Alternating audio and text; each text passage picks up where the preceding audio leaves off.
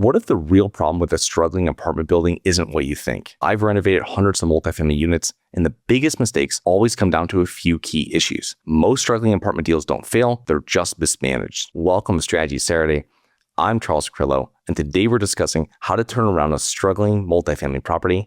Let's get started. Acquiring a struggling property can be a headache, but what can make the process manageable is knowing what is wrong with the property before putting in an offer and closing. The challenges associated with a struggling property present some of the best value-add opportunities in multifamily investing. In most scenarios, a struggling property is the result of poor management, but we are going to need to diagnose the problems more specifically in order to fix them. So number one, diagnosing the real problems. Why is a property struggling? And it can be a combination of these factors: poor management, bad tenant base, deferred maintenance, subpar lease enforcement. And you can usually identify the cause of a struggling property by reviewing the financials and the rent roll, and by walking the property and speaking with some tenants, if you're able to speak to them before your inspection. Now, sometimes owners ask buyers not to bother tenants before going under contract, and for good reason. Sellers don't want to create any issues with current tenants, especially if the potential buyer doesn't move forward. Number two is cleaning up the tenant base. So once we have closed on the property, we want to identify problem tenants and minimize these issues going forward. And we do that by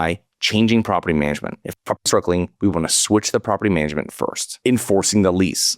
Start issuing notices for non-payment and lease violations immediately. Make sure to be consistent across the entire property. Cash for keys. In some cases, offering a small incentive for non-paying tenants to leave peacefully is cheaper and faster than a long legal eviction battle. You can also use this with other tenants, maybe problem tenants, maybe tenants that are complaining, letting them out of their lease, offering cash for keys. You can use it for many different tenant situations. Tighten tenant screening. So raising the barrier to entry, credit scores, income verification. It might slow down leasing initially, but it minimizes bad debt and unit turnover. And this is something really important because this takes many months, maybe even years, to really see this change come to light, because you're not going to have maybe tenants move in and they don't go bad usually for say 5, 6, 7, 8 months. So you're not going to really know until you see the bottom line in like a year that the tightening of the tenant screening has really worked. Set up property management software with a tenant portal to streamline communication between tenants and management. This will allow you to provide better service, improving the overall tenant experience.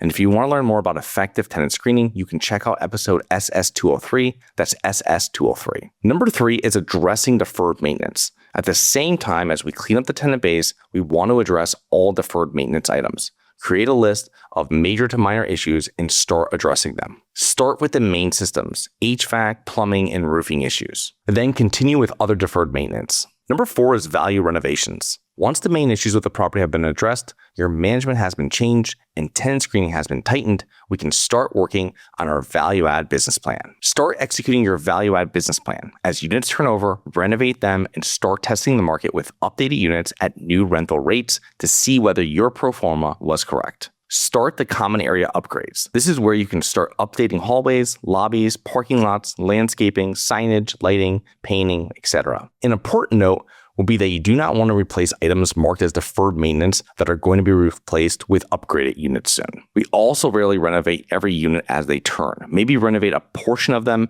and see the market's appetite before continuing.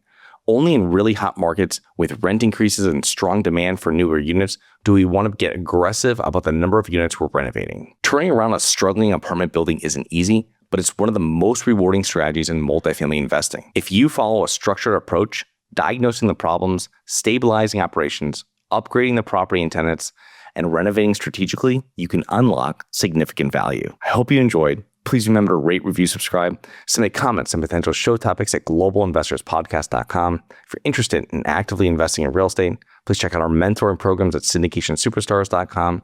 That is syndicationsuperstars.com. Look forward to another episode next week. See you soon. Have you always wanted to invest in real estate but didn't have the time, didn't know where to find the deals, couldn't get the funding, and didn't want tenants calling you? Since 2006, I've been buying income-producing properties in great locations that provide us with consistent passive income while we wait for appreciation in the future and take advantage of tax laws while we're waiting.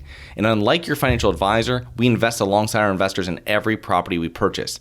Check out investwithharborside.com. If you like the idea of investing in real estate, if you like the idea of passive income, partner with us at investwithharborside.com. That's investwithharborside.com.